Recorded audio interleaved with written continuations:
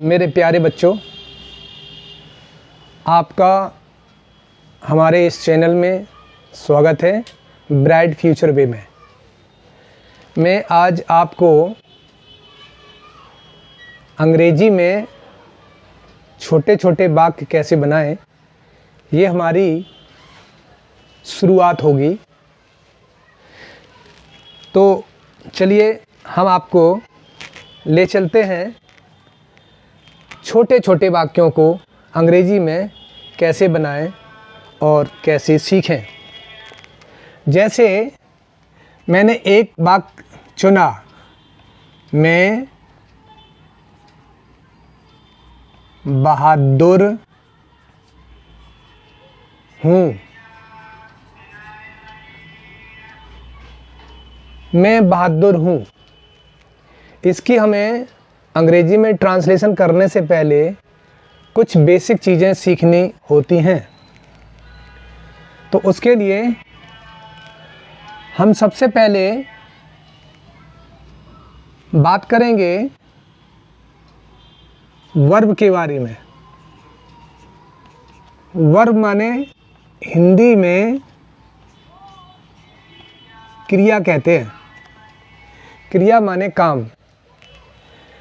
वह शब्द जिस शब्द से वह शब्द जिस शब्द से किसी कार्य का होना या करना पाया जाए, उसे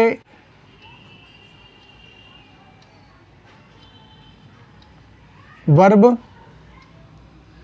या क्रिया कहते हैं। जैसे वह पढ़ता है, यानी कौन सा काम? पढ़ने का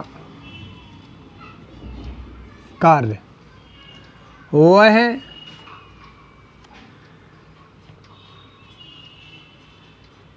लिखता है, यानी लिखने का कार्य। यहाँ पर एक बहुत इम्पोर्टेंट चीज़ समझनी है कि क्रिया के अंत में हमेशा ना शब्द आता है। क्रिया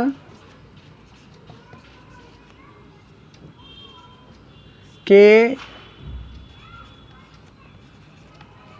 अंत में ये ना शब्द अवश्य आता है।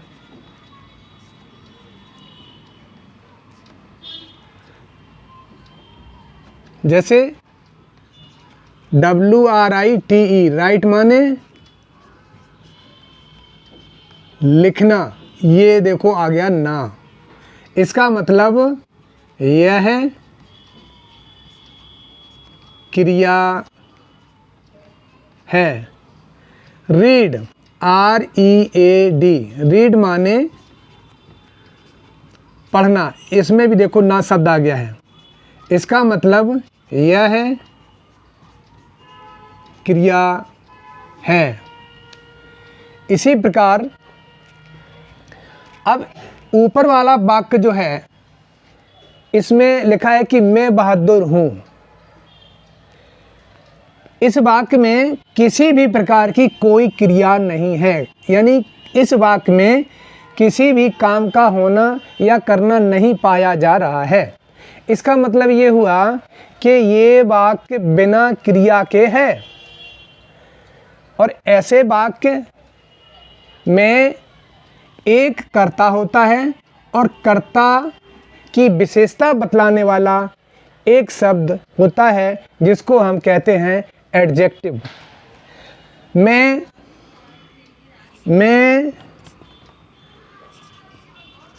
बहादुर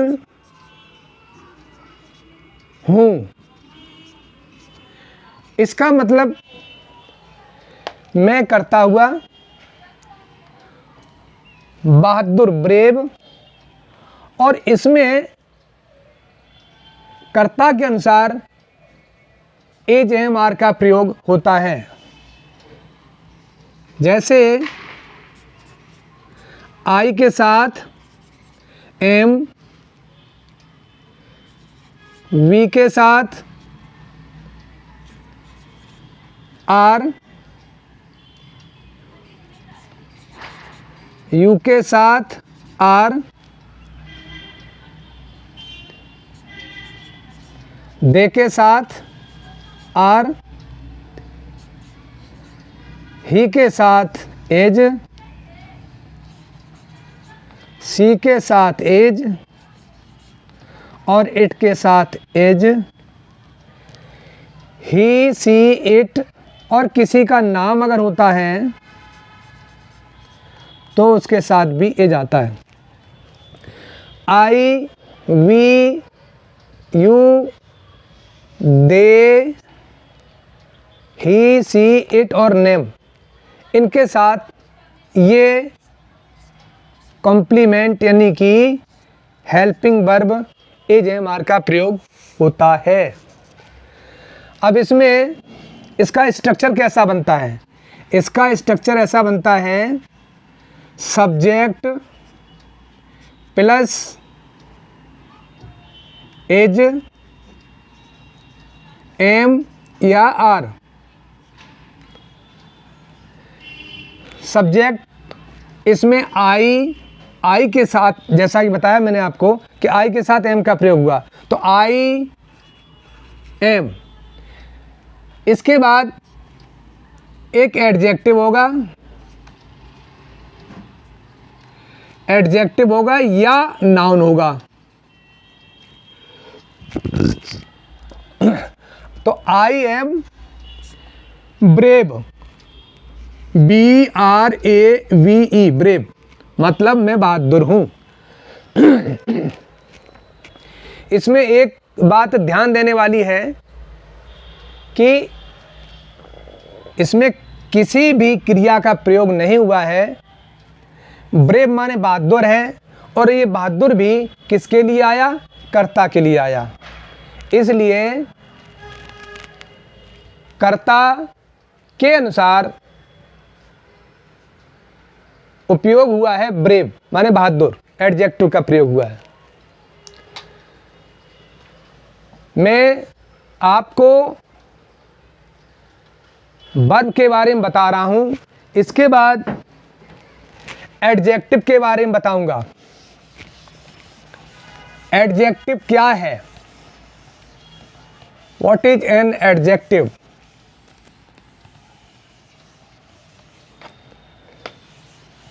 एडजेक्टिव क्या है?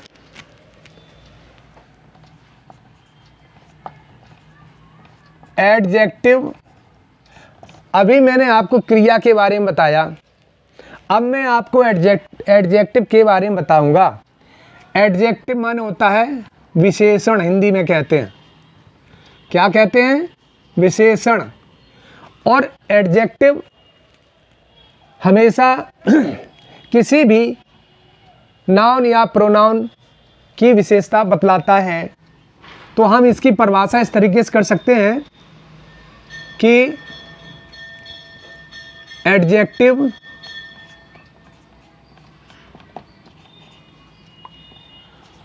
वह शब्द है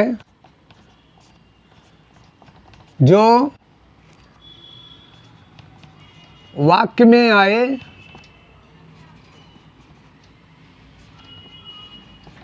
किसी नाउन या प्रोनाउन की विशेषता बतलाता है। जैसे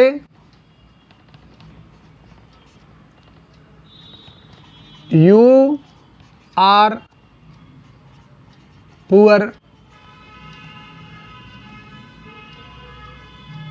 यू आर पुअर, तुम गरीब हो, तुम गरीब हो। अब ये पुअर है, ये किसकी विशेषता बताता है? यू की, जो कि एक सब्जेक्ट है। कौन है पुअर? यू, यानी कि यू की विशेषता क्या है? पुअर माने गरीब। तो ऐसे वाक्य, जिन वाक्यों में कोई भी शब्द एडजेक्टिव कहलाएगा, जो शब्द किसी भी नाउन या प्रोनाउन की विशेषता बतलाएगा। हम ये बात आपको इसलिए बता रहे हैं क्योंकि जब हम साधारण वाक्य बोलते हैं उनमें इज, एम, आर का प्रयोग करते समय जरूरी होता है समझना कि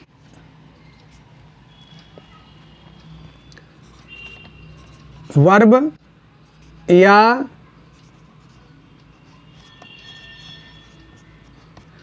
एडजेक्टिव क्या है, जिसके आधार पर हम वाक्य का अनुवाद करते हैं। मैंने आपको आज वर्ब के बारे में बताया और एडजेक्टिव के बारे में बताया। कल मैं आपको हम आगे कैसे वाक्यों की रचना करेंगे, साधारण वाक्य कैसे रचना करेंगे, इनको हम बोलने के दौरान जो छोटे छोटे सेंटेंस बोले जाते हैं, हम जस्ट बिगिनिंग, अभी क्या है कि हम शुरुआत कर रहे हैं। कैसे शुरुआत कर रहे हैं? बच्चों को छोटे निचले स्तर से आगे ले जाना है, तो हम इसलिए अभी 0 पॉइंट से शुरू कर रहे हैं और ये धीरे धीरे हम आगे हर स्टेप बाय स्टेप आगे बढ़ते जाएंगे।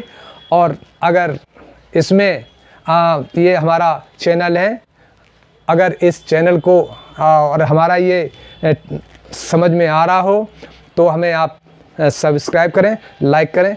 Thank you.